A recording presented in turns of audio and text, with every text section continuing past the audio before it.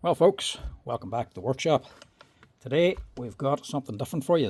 This is the first Mellif cordless grinder we got in for repair. This is actually the same one as my own, the one I use here in the workshop. My one's still working no problem, but this one has obviously done a wee bit more work and she's stopped working. So we're going to see if we can fix this up.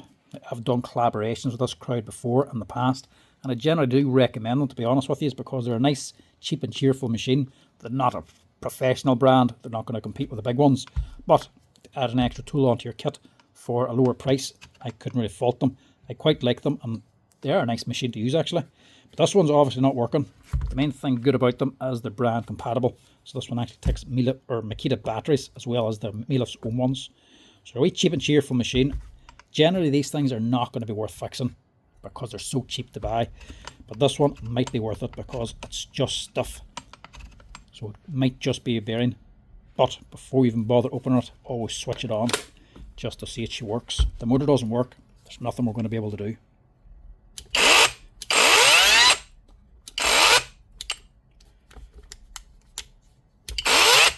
Right, she's running.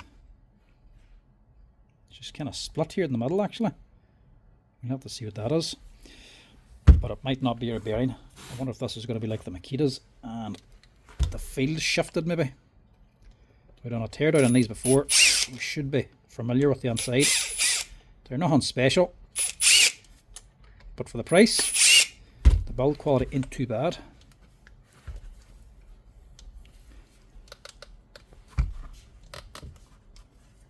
Well, that's stuff anyway for a start. Yeah, she's definitely rubbing there, look. Surprisingly, bearings are actually still good. This is the main selling point of this particular brand, or these grinders for them, as the bearings, look. This is actually the main reason I started doing the collaborations with them, because this was one of the first machines they sent in, and the one thing they were showing off about it was the bearings. It's actually advertised on the box, look. NSK bearings.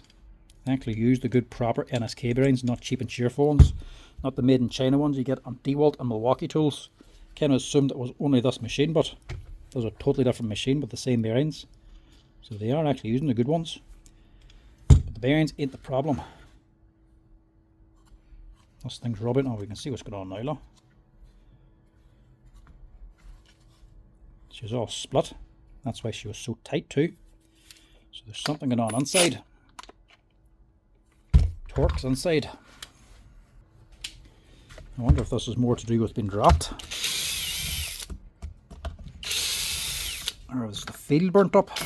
The stator, maybe it's failed or something and expanded.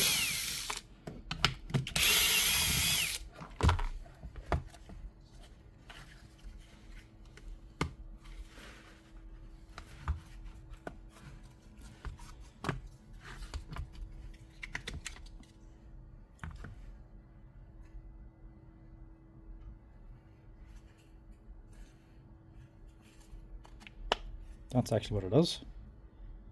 It has just been dropped. This may be the easiest fix yet. So that done quite a bit of work, though. It's not just cut and steel, I suppose cut and cement with it. Must be using it as a wee polisher, or cutting tiles maybe, or cutting tracks in a wall. It ain't getting light work anyway.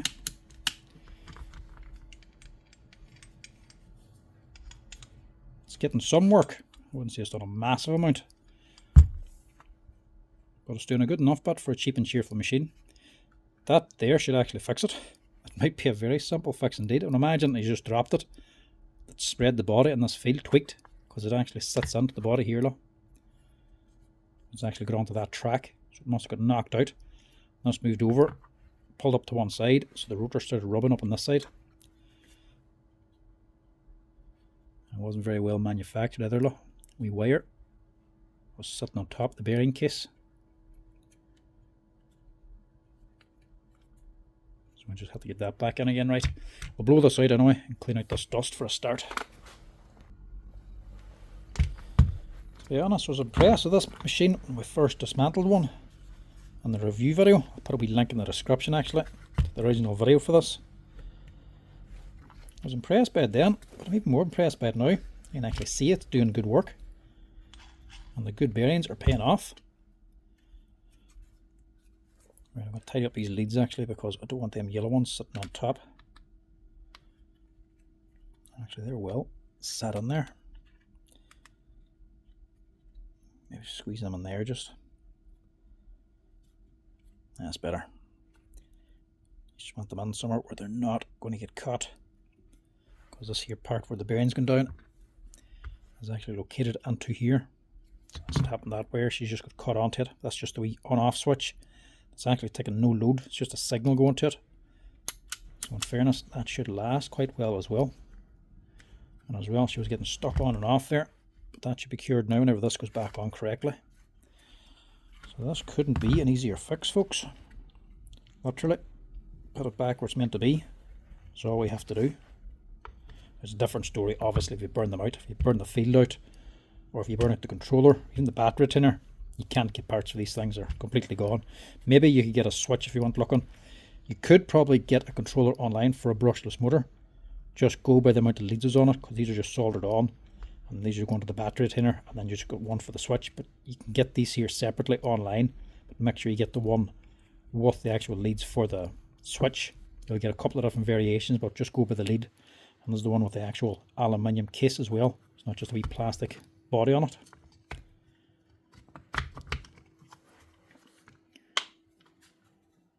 Let's see if it does actually close up again.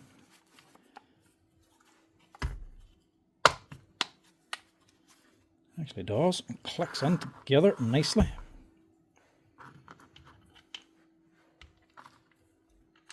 I think this here has put more effort into the field than some of the bigger brands.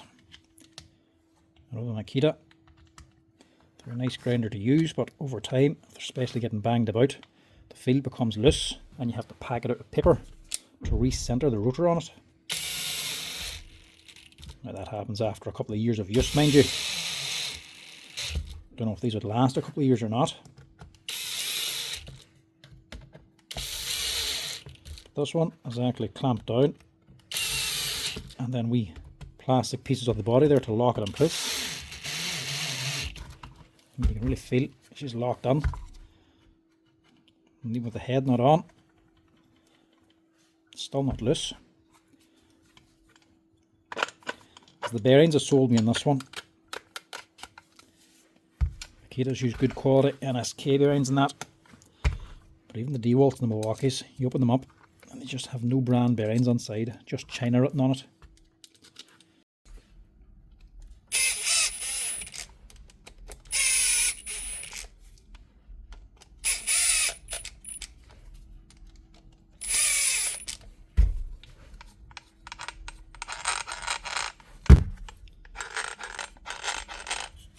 That's already sounding better. Now, see what she runs like.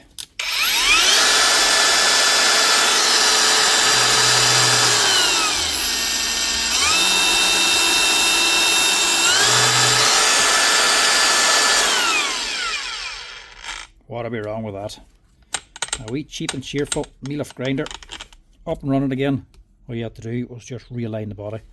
I'd say that's just got a hard drop. There's any markings on it actually. See, it was definitely dropped anyway. So only way to get that move, unless somebody's opened it and put it back together again wrong. That's actually quite impressive. First one can be fixed. I knew eventually I was going to get one on. I was assuming that wouldn't be worth fixing, but that actually is. And there are decent wee grinders. That's the first Mellif cordless grinder up and running again. Just stripped, rebuilt correctly again, field reinstalled correctly, and rebuilt. Nice, simple and easy fix. Thanks for watching, folks. As always, drop us a wee follow or subscribe if you're wanting to follow the channel. Cheers. Now as well, just a wee side note, whenever I'd done the collaboration with them, they did give me a wee promo code, so I'll actually put that in the description down below.